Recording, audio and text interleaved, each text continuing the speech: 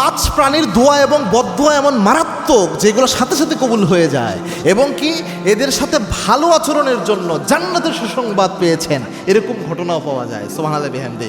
সুলাইমান আলাইহিস সালামের সময় একবার একজন ব্যক্তি অন্যায়ভাবে একটা কুকুরকে হত্যা করে ফেলে।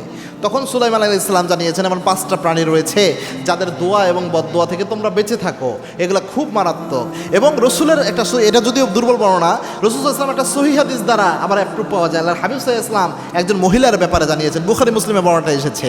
একবার এক মহিলা, একটা পিপাসার্ত কুকুর ছিল, পিপাসার্ত কুকুরকে দেখে ওই মহিলা তাকে পানি পান করিয়েছিলেন, কিন্তু ওই মহিলাটা ছিল একজন চরিত্রহীনা নারী। ওই মহিলার চরিত্রের কোনো ঠিক ঠিকানা ছিল না, অত ভালো মহিলা ছিল না। কিন্তু এই যে একজন পিপাসার্ত কুকুরকে খাদ্য দেওয়ার কারণে, পিপাসার্ত কুকুরকে, তৃষ্ণার্ত কুকুরকে পানি দেওয়ার কারণে, এই কাজের কারণে আল্লাহ তার উপরে এত খুশি হলেন, আল্লাহ তাকে জান্নাত দান করে দিয়েছেন। সুবহানাল্লাহ, তাকে হেদায়েতের নূর দিয়ে আল্লাহ তাকে জান্নাত দান করে দিয়েছেন। চিন্তা করতে পেরেছেন? আল্লাহ এত খুশি হয়েছে একটা তৃষ্ণার্ত কুকুরকে পানি দেওয়ার কারণে।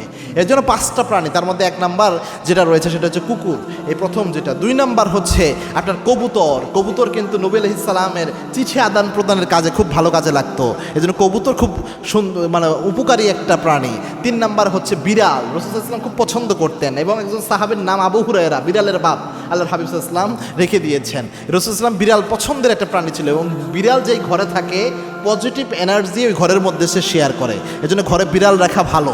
চার নাম্বার হচ্ছে চড়ুই পাখি, এটা উপকারী প্রাণী। পাঁচ নাম্বার হচ্ছে পিঁপড়া। এই জিনিসগুলো সরাসরি কোনো কারণ ছাড়া আন্দাজে মেরে ফেলা কোনোভাবেই উচিত না।